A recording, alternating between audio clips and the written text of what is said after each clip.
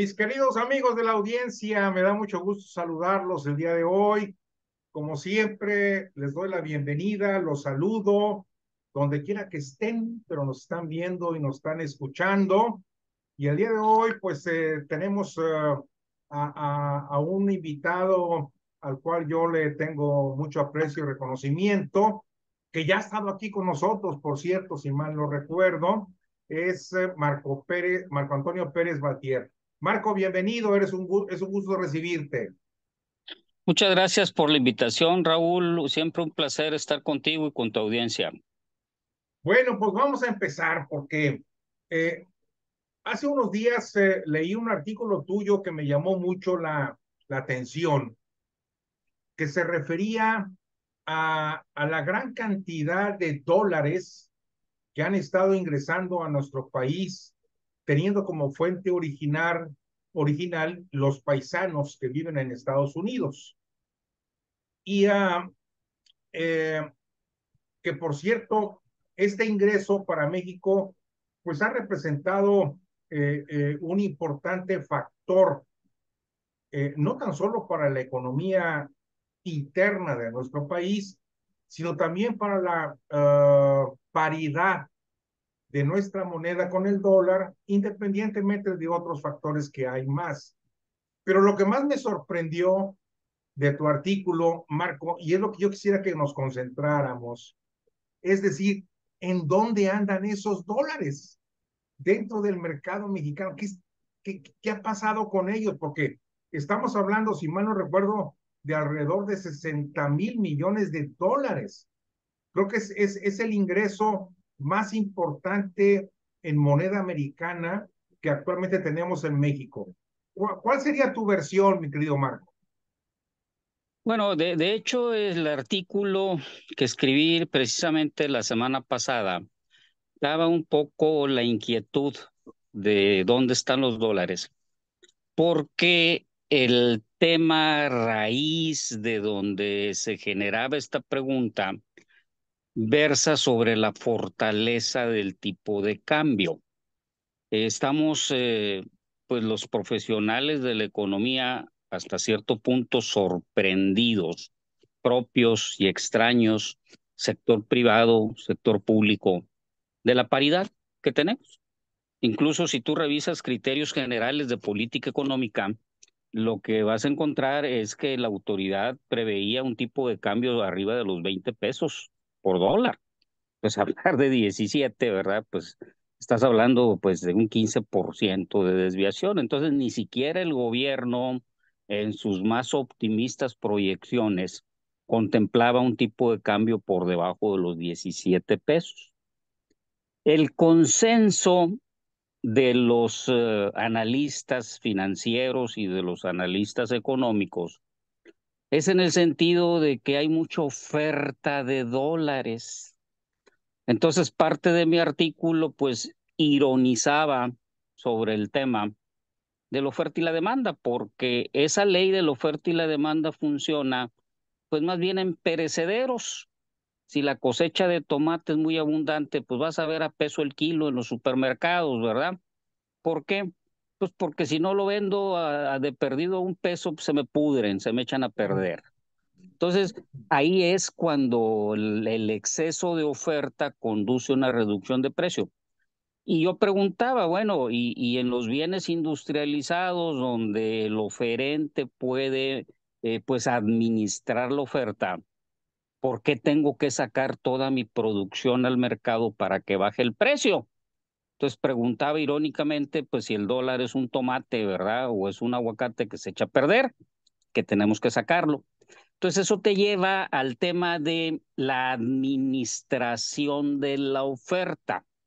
Entonces, si yo soy zapatero, produzco muchos zapatos, se me fue la mano, pues no los voy a sacar todos al mercado para que bajen el precio, voy a dejar inventariada una cantidad suficiente y nada más estoy sacando lo que el mercado regule o necesite, ¿verdad? Entonces, de ahí venía un poco la reflexión. Si en 4 años 60,000 millones son 240,000 millones, pues ya es 20% más que incluso toda la reserva del Banco de México. Entonces la pregunta era, bueno, pues ¿dónde estaban? Acto seguido, de hecho, mañana debe de salir publicada mi siguiente nota en El Financiero, donde ya entró un poco a dar respuesta a esta pregunta. ¿Y cuál es la situación, Raúl?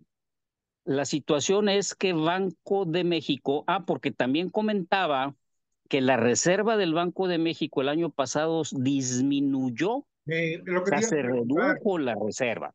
¿sí? Entonces, por ley, el Banco de México debe de captar estos dólares. De hecho, en el caso de Pemex es obligado por ley que todos los dólares que recibe Pemex los debe de cambiar en el Banco de México porque es el banco oficial de Petróleos Mexicanos.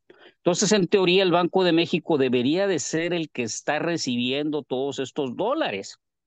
Y para comprar un dólar, el Banco de México imprime pesos, porque nadie le va a regalar los dólares. Claro. Todos los dólares que tiene en reserva los ha comprado. Pero luego la propia ley le mandata que debe esterilizar estos pesos, emitiendo bonos de regulación monetaria u otros instrumentos para sacar de la economía esos pesos y esterilizarlos. Pero Para entonces que estoy cambiando, no aumente la circulación del... sí, porque si no generas inflación. Entonces, te cuesta comprar un dólar, emitir un instrumento que va a pagar el 11, el 12% de tasa de interés. Si ese dólar tú lo mandas al extranjero a ganar el 2, el 3%, pues es un negocio malísimo. Claro. Pedir dinero prestado al 11 para invertirlo al 3. Tan es así que el Banco de México pierde dinero y con la fortaleza del peso, como baja el valor de sus reservas, baja su activo en pesos, el año pasado ya tuvo capital negativo el Banco de México, o sea, está quebrado el Banco de México. Entonces, ¿qué es lo que está pasando, Raúl? Revisando con detalle todas las cuentas que presenta Banco de México, lo que ocurre es que el 100% de las remesas, que estamos hablando de 58,510 miles de millones de dólares, miles de millones de dólares, los está metiendo a la balanza en cuenta corriente. Imagínate, yo exporto, ingresan dólares al país. Yo importo, salen dólares del país. Entonces, el 100% de las reservas las contabiliza como ingresos de dólares del país y con esos dólares se ayuda a pagar las importaciones de bienes y servicios. El año pasado, aún así, hubo un déficit de 13,423 millones de dólares, ya incluyendo las remesas. O sea que si el Banco de México no contabilizara las reservas como ingreso al país, tendríamos un déficit, un desbalance en cuentas comerciales y de servicios de casi 72,000 millones de dólares, que esto es casi un 5% del Producto Interno Bruto. Entonces, contablemente, el banco las registra como que las haya comprado, que no las compra, y como que se las haya vendido a los importadores para que a su vez los importadores paguen los bienes y servicios que estamos importando. Entonces, lo que se está poniendo de manifiesto es que nuestro desbalance en mercancías y servicios, pues es del 4,8% del PIB y son 71,934 millones de dólares nuestro desbalance con el exterior. Ahora, en la nota también estoy investigando los dólares que entran al mercado financiero, porque los dólares no nada más vienen de las remesas. Casi todos los analistas económicos dan por sentado que esa sobreoferta de dólares que entra al país viene porque el inversionista extranjero encuentra más atractiva la tasa de interés en México, entonces traen sus dólares a ganar pesos el 11, el 12%, porque en Estados Unidos les pagan mucho menos. Entonces te explican que eso es parte de la sobreoferta. Bueno, la realidad es que es mentira. No están entrando dólares al país. De hecho, la balanza de capital es prácticamente cero. Hay un pequeño déficit de 72 millones de dólares. Entonces, ¿dónde está la entrada para financiar ese déficit de 13,000? Bueno, el banco está aportando unos 2, 3 mil millones de dólares.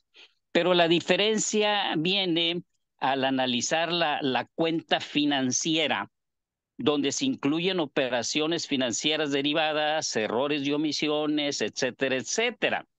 Entonces, estamos pidiendo prestado o está entrando dinero del exterior nada más por 12,000 millones de dólares.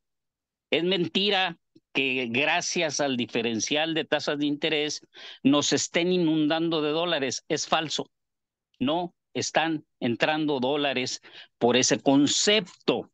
Entonces lo que tenemos es de que no hay tal exceso de oferta de divisas, porque los remesas se gastan en importaciones, o sea, no se quedan en el mercado como una sobreoferta, como un exceso de oferta sobre lo que se demanda. No, simplemente cubren parte de lo que ocupamos para importaciones y de hecho nos faltan dólares, ¿verdad?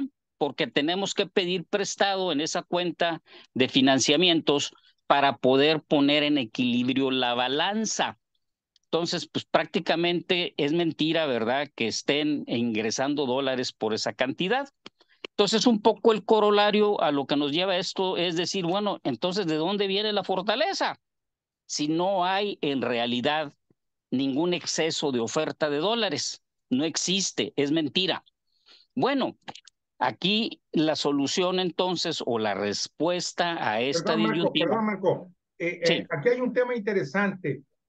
Y esta pregunta la hago para que la audiencia entienda un poco más todo este análisis económico que evidentemente es complicado entenderle, pero tú estás diciendo que entonces no hay capitales golondrinos, es decir, no hay inversionistas en dólares que estén depositando aquí en México para ganar el 11% en tasa de interés como un premio, por llamarlo de alguna forma. No, no lo hay. ¿no? De hecho es al revés, Raúl. El propio Banco de México tiene una estadística donde te reporta cuántos valores gubernamentales están en manos de extranjeros. Esta cifra ha venido reduciéndose. De hecho, en diciembre de 2022, comparado, ¿verdad? Con la cifra última al 7 de julio, esa tenencia de valores gubernamentales en manos extranjeras se disminuyó de 1,707 miles de millones de pesos a 1,650 miles de millones. O sea, de hecho, el dinero de extranjeros invertido en valores gubernamentales se está reduciendo. Entonces es mentira que está entrando dinero de los inversionistas especulativos para fortalecer el peso vía un exceso de oferta de dólares. Es mentira. Entonces no hay ese ingreso de dólares y esta balanza del banco ya incluye hasta la inversión extranjera directa, no la que reporta la Secretaría de Economía, que son más bien anuncios. Voy a invertir 5,000 millones en esta planta, voy a invertir 3,000 millones de dólares en esta planta, pero no te dicen en qué tiempo ni con qué cadencia se va a reflejar esta inversión. Entonces simplemente son registros. Las estadísticas del Banco de México ya son dólares que entran y salen del país. Y ahí están incluidas estas inversiones extranjeras, las reinversiones de utilidades, absolutamente todo. Entonces, Okay. revisando bien esa información, no hay tal entrada de dólares al país. Ok. Perdón por la interrupción, pero consideré que era importante clarificar el tema, Sí. ¿verdad? Ok, Ahora, continúa, continúa. eso nos lleva entonces a decir, bueno, entonces, ¿por qué la fortaleza del peso? Si no hay una sobreoferta de dólares en el mercado. De hecho, faltan. Tan faltan dólares que el Banco de México tiene que vender de su reserva. Si el Banco de México tiene que vender dólares de sus reservas, es que no hay suficientes para cubrir las operaciones internacionales. Entonces, ¿qué es lo que está pasando? Que nos estamos enfrentando ante una debilidad del dólar. Y si el peso se ha apreciado 17% con respecto al dólar en el año, en las últimas 52 semanas, lo que tenemos es que el peso chileno se ha apreciado 14%. El real brasileño se ha apreciado 12%. Entonces, ¿cuál magia? ¿Cuál cosa inexplicable? Se está fortaleciendo el peso mexicano, se está fortaleciendo el peso chileno, se está fortaleciendo el real brasileño. Entonces, no me vengan con que es una sobreoferta de dólares que abarata el tipo de cambio. Y repito, el dólar no es tomate ni aguacate. Ahora, hay otra versión, que es la disciplina financiera y la buena salud de las finanzas públicas. Bueno, la gente que opina esto, con todo respeto, o no entiende finanzas públicas o no lee detenidamente los propios reportes que publica la Secretaría de Hacienda. Ahí tenemos los datos de la propia Secretaría. Ya están previendo, ¿verdad?, que van a cerrar con una minusvalía en ingresos del orden de los 200,000 millones de pesos, que según ellos dicen van a ajustar el gasto. Nunca ha pasado, nunca ha pasado. Oficialmente, traes un déficit financiero de 4.1% como proporción del PIB. Ya está cantado que va a ser mínimo 4,5%. Tomaron esta administración con un déficit de 2.5%, o sea, ya estás casi en el doble del déficit, ¿verdad?, al Producto Interno Bruto. Estás pidiendo deuda prácticamente por una cantidad que va a ser equivalente al 1.5 millones de pesos. Cuando al inicio del sexenio esa cantidad era 500,000 millones. Estás 3 veces más pidiendo financiamiento de lo que al arranque del sexenio. Y si proyectas a 2024, pues último año del sexenio, donde normalmente hay presiones por la elección federal y es el año de Hidalgo, pues pensar que pueda haber un ajuste al gasto que vuelva a reencauzar y a reducir el déficit, pues yo creo que no es razonable ni es pensable que eso se pueda dar.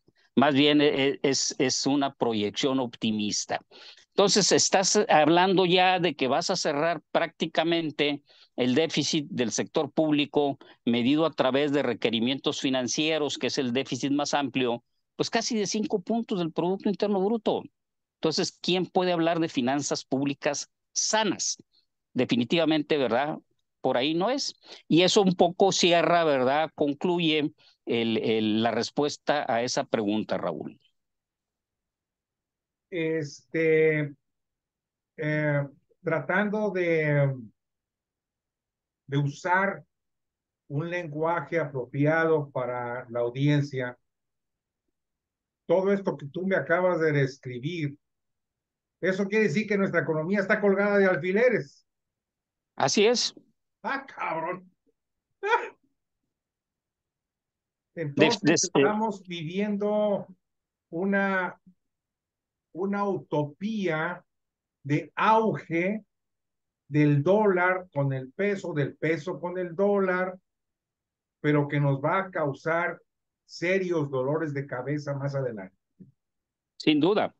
Esta situación que tenemos actualmente con el tipo de cambio ni es de equilibrio ni es de largo plazo. Es como la bicicleta.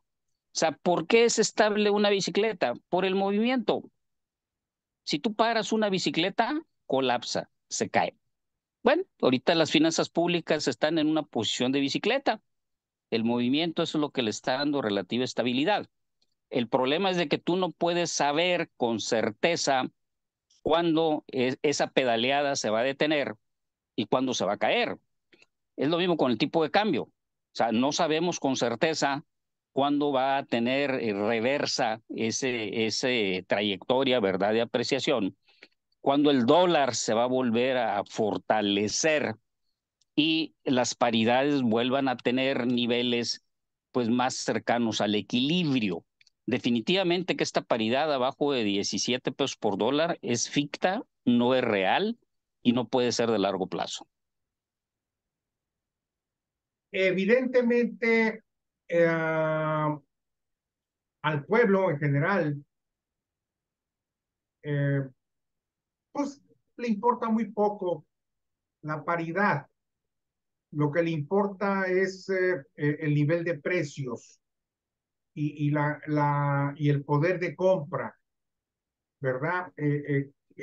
Todo este tipo de política económica a la gente pues, no le inquieta, no le entiende, pues, para ser más claro, ¿verdad?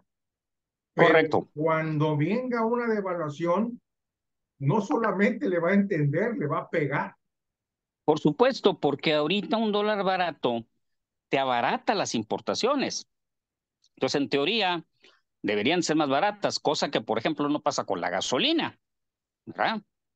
Pagabas el litro de gasolina, ¿verdad? A 21, a 20, 21 pesos por dólar, lo estás pagando ahorita a 16 y algo, y los precios siguen subiendo. Pero si tú estás importando maíz, estás importando, no sé, alimentos, traducido en pesos es más barato, eso te ayuda a contener la inflación, que es lo que hemos estado viendo en los últimos meses. Se ha estado atenuando, se ha estado reduciendo el ritmo al cual suben los precios. No es que esté bajando la inflación, o sea, la inflación sigue subiendo, los precios siguen subiendo, los precios no bajan, pero suben a un menor ritmo, Sí, suben a una menor tasa de lo que estaban subiendo. Porque ahorita estamos hablando de inflaciones pues, del 4%, cuando antes hablabas inflaciones del 8%. Entonces, imagínate cuando esto se revierta y que vuelvas a pagar los dólares a 20 por uno, pues los precios van a subir necesariamente. Los intereses de la deuda externa, que ahorita los estás pagando a 17 por uno, a 16.80, van a subir. Entonces, obviamente que hay ganadores y hay perdedores con este proceso. Dicen que el exportador pierde, pues sí, el exportador pierde porque sus dólares los cambia a menos pesos, pero si importa materia prima para transformarla y después exportarla, pues el insumo que está importando también es más barato. Entonces hay que ver el efecto neto, que es nada más tu valor agregado. Pero sí se generan distorsiones. Como bien tú dices, a lo mejor al ciudadano promedio, al ciudadano de la calle, le dices que el Producto Interno Bruto está creciendo en tanto por ciento, pues no se da cuenta, no sabe de qué le estamos hablando. El tipo de cambio, bueno, yo no compro dólares como compro tortillas. ¿De qué me sirve que baje el dólar si está subiendo el precio de la tortilla, si está subiendo el precio del huevo? Entonces, al ciudadano común, lo que le importa es lo que vive día a día. claro. ¿Cuánto me cuesta llenar el carrito del súper, verdad? Entonces, si eventualmente el tipo de cambio se corrige, van a salir raspados, van a estar molestos y obviamente va a ser un motivo de descontento. Permíteme añadir un ingrediente que ese sí le entiende la gente, la cuestión política, ¿verdad? Evidentemente, queramos o no queramos, ya estamos en un proceso electoral, simulado, manejado, manipulado, llámalo como tú quieras. Ahorita la gente pues no está en su radar personal el aspecto de la paridad, no está el aspecto de la inflación, ni tampoco está el aspecto del costo de transporte y otros más. No está. ¿Por qué? Porque más o menos ahí se lleva. Pero de acuerdo a tu experiencia, ¿cuándo crees tú o estimas tú que pueda mantenerse esa estabilidad? ¿Es cuestión de meses, de semanas o de qué tiempo, Marco? Bueno, sin duda es muy difícil poder contestar esta pregunta, Raúl. Yo creo que si tuviéramos en realidad la bola de cristal, pues ya seríamos millonarios, ¿verdad? Ya tendríamos bastante dinero. Es un enigma y muchas veces todas las variables que afectan la economía son afectadas a su vez por el comportamiento de los entes económicos. ¿Qué va a pasar en la economía? Muchas veces lo que la gente quiera que pase. ¿Por qué? Pues porque es una ciencia social, no es una ciencia exacta. Ahora, en el caso concreto de la paridad, había una teoría de la paridad del poder adquisitivo que nos explicaba cómo se determinaba el tipo de cambio entre dos divisas, cuánto puedo comprar en un país, cuánto puedo comprar en otro. Entonces, lo que esta teoría de la paridad del poder adquisitivo te sugería es que los movimientos en los precios relativos eran los que llevaban a movimientos en la paridad. ¿Qué ocurre actualmente? Pues de que esta teoría no funciona porque hay demasiado capital especulativo y de ahí proviene esa impresión de que es la oferta y la demanda de dólares. O sea, los grandes capitales, los grandes fondos de inversión que mueven cantidades estratosféricas de dinero, en efecto, tienen la posibilidad y la facultad de mover paridades por este efecto de que inundan de dólares en el corto plazo una economía o la secan de plano. Sí, Entonces, ya nos enfrentamos a un mercado especulativo. Entonces, contestar la pregunta de cuándo se va a corregir es tratar de adivinar cuándo estos capitales especulativos van a responder de manera diferente, lo cual es un poco difícil, ¿verdad?, de acertar. Pero sí hay en realidad ese tipo de movimientos. Lo que yo quiero decir es que actualmente en el caso del peso mexicano no es esa la explicación. No nos están inundando de dólares. No sé si recuerdas cuando empezó la guerra de Rusia con Ucrania. Dijeron claro. los norteamericanos, vamos a devaluar el rublo 30%. ¡Pum! De trancazo. Ahora sí, explícame, ¿cómo es posible, verdad, que puedan devaluar el rublo, verdad, ruso por una decisión prácticamente unilateral de Estados Unidos? Entonces, ahí es donde tú empiezas un poquito a entender cómo estos flujos de capitales tienen influencia en los mercados financieros reales. Entonces, volviendo a tu pregunta, es difícil saberlo, pero no es de un plazo inmediato de semanas. Yo creo que esto debe estar ocurriendo en un plazo de meses. Esto me recuerda con toda claridad lo que sucedió al final del sexenio de Salinas de Gortari y al inicio del sexenio de Cedillo, en circunstancias distintas, con factores distintos, en donde los errores se cometieron en el gobierno de Salinas y a final de cuentas quien pagó la factura de dichos errores fue Cedillo. ¿Crees tú que pueda aparecer un escenario similar? Bueno, yo disiento un poco de esta tesis. Ciertamente había un problema de tipo de cambio, pero un problema que heredó Cedillo lo hizo crisis por un mal manejo.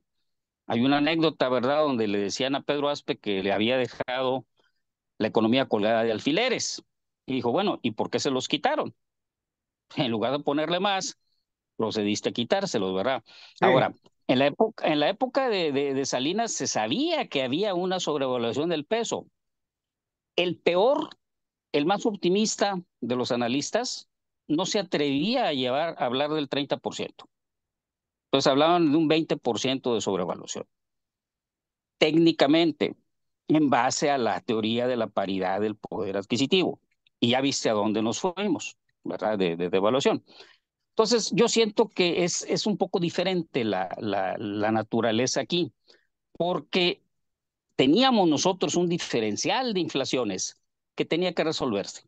La cosa es muy sencilla. Imagínate que tú partes de un equilibrio. De repente tú tienes 50% de inflación. Con 50% de inflación, al trabajador le pagas 50% más. Compras lo mismo, porque los precios ya subieron 50%. Pero hay una mercancía que se llama dólar que no sube de precio, no devalúas. Entonces, compras 50% más dólares, porque la paridad es la misma. Claro, En entonces Estados sube. Unidos compras 50% más. Claro, Al revés, viene el americano con su dólar, le dan los mismos pesos, los precios subieron 50%, compro menos. No puede ser, esa es una situación de equilibrio, porque esa mercancía que se llama dólar también se tiene que devaluar, también tiene que ajustarse el precio, ¿verdad? que de Esa alguna forma, situación, Marco, puede pasar algo similar ahorita en México, ¿no? bueno, el problema es de que no tenemos tanto ese diferencial. No hemos tenido, ¿verdad? Una apreciación tan grande o una caída de precios mucho más a Estados Unidos que haga que el dólar se tenga que devaluar. De hecho, ahorita Estados Unidos ya anda en inflación de 3%. O sea, no tenemos esa situación. Entonces, no son, vamos a decir, los ejemplos similares. Esos Hay márgenes son diferencias. diferentes, son Es radicalmente diferente diferentes. la naturaleza del Ok, problema. Y entendido. si te recuerdas, el último año de Salinas se fue deslizando el tipo de cambio y ya se había depreciado 7% a lo largo del año. O sea, ya se iba en ruta de corrección. Simplemente Cedillo se desespera, quiere acelerar ese adelanto con una mala fortuna y con una pésima actuación de su secretario de Hacienda, no sé si recuerdas, Serrapuche, que se ganó el apodo del CETE, porque amortizó a los 28 días, ¿verdad? No Así pudo con es. la chamba. Entonces, son situaciones diferentes, pero sí debemos de aprender de las situaciones pasadas para no tratar de entrar a rutas de colisión. Muy bien, Marco, pues caray, créeme que ha sido una conversación muy interesante, muy reveladora en muchos sentidos y a mí me gustaría concluir con lo siguiente. Ojalá sean los factores y los escenarios que tú quieras, pero que no le vaya a pegar sobre todo a las clases más populares. Pues ojalá que se pueda manejar esto de manera gradual, sin sobresaltos, ¿verdad? Y sin decisiones atropelladas y mal planeadas. Muchas gracias, Raúl, por la invitación y como siempre, a tus órdenes. Muchas gracias, Marco, y no te digo adiós, sino te digo hasta luego porque Hasta vamos a seguir en pronto. contacto. Muchas Ya gracias. está. Saludos. Que estén muy bien. Saludos. Bye.